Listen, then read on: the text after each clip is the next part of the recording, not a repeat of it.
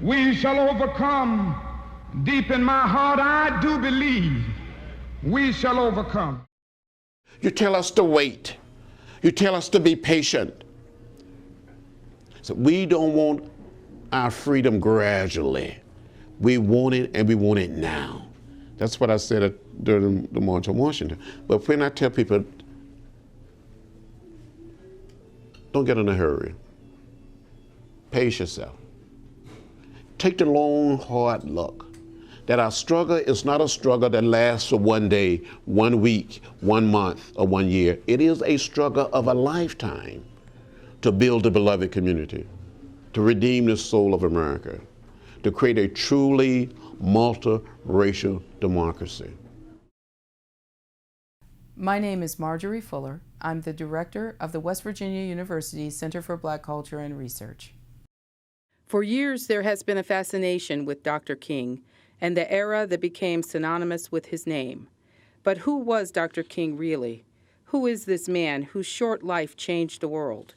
In an effort to answer this question, the Center for Black Culture and Research developed the Martin Luther King Research Study Tour. During our 6-day sojourn, we visited 7 cities in the American South. We sought out the sites and the people who could help us uncover the answer to our question and separate the man from the myth. I've never really been to the South, and I know there was history in the South that I needed to learn, and there's stuff that maybe I wouldn't have gotten in the books.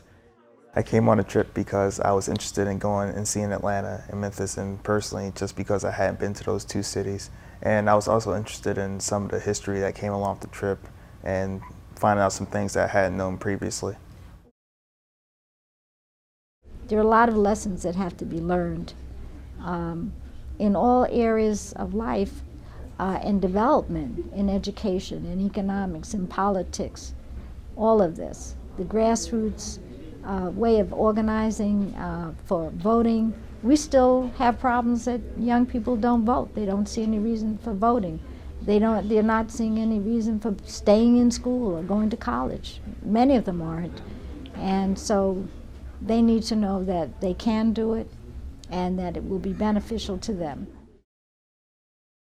I guess you start to think that, like, why is this the way it is? Why has it always been this way? Why have I been taught these things? Why do we live in a society like this when everybody's the same? I mean, race is just a social construct. The Civil Rights Movement is one of the most important movements of the American history. And it's important that we look back because there's so much that we don't know. Many of the generation of the Civil Rights Movement are beginning to pass away, and their stories are being lost because nobody's ever told them. I remember hearing downstairs my parents opening the doors because the tanks had the people saying through loudspeakers, everyone get off the street. Anyone who isn't off the street in 10 minutes will be shot.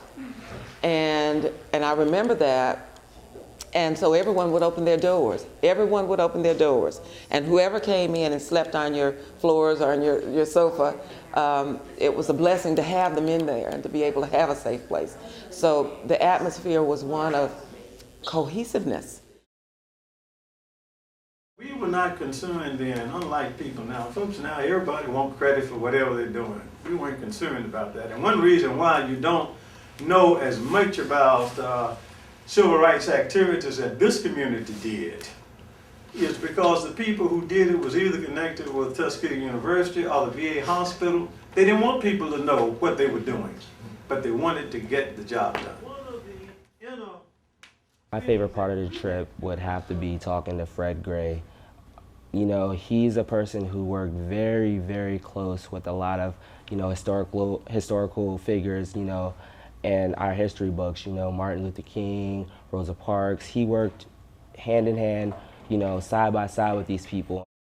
I learned early on, Rosa Parks was a person who wanted to help individuals. She helped students, and she wanted to help me as a young lawyer who was interested in civil rights cases, and she did what she could and did assist me tremendously. I feel that we cover a full circle Martin Luther King's life, from Atlanta where he was born and raised to Montgomery, where he helped lead the bus boycott, to Selma, where he helped lead the Voters' Rights March, to Memphis, where he was assassinated. And I think that I really didn't have a fond appreciation for it until we actually got to Selma, where I actually got to see where his chapter of his life ended.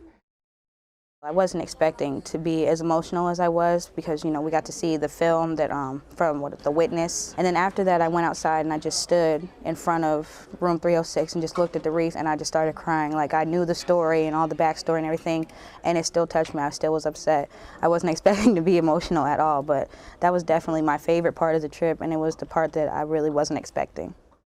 Just knowing our past and making sure that doesn't repeat itself, because that's one of the big things. Because if we continue to press forward, there's nothing like that could ever happen again. As a people, as a group, and as family and friends, if we continue to press on together, then ultimately, as a whole, we stand a lot better. Over me, and before I'd be a slave, I'll be buried in my grave and go home to